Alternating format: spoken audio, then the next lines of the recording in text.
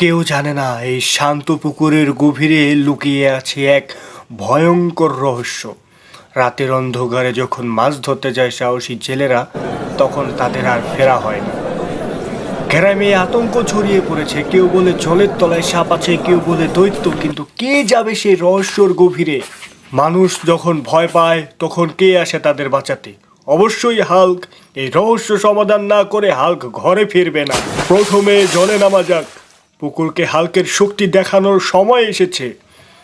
ওরে বাবারে, এটা তো আমার থেকেও বড়। এই না হলে আসল দৈত্য। এবার লড়াই হবে। হাল্কের খুশি কি জিনিস আজ পুকুরের দানব দেখবে। আমাকে গিলে ফেলতে চাও? হালকে এত সহজে শেষ করা যায় না। এই নাও তোমাদের দানব। এতদিন ধরা পড়ল পুকুরের আসল রাক্ষস।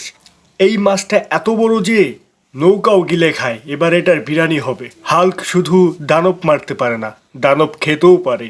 আর এটা তার আসল হিরোর কাজ। সবাই লাইক অ্যান্ড সাবস্ক্রাইব করে দিন।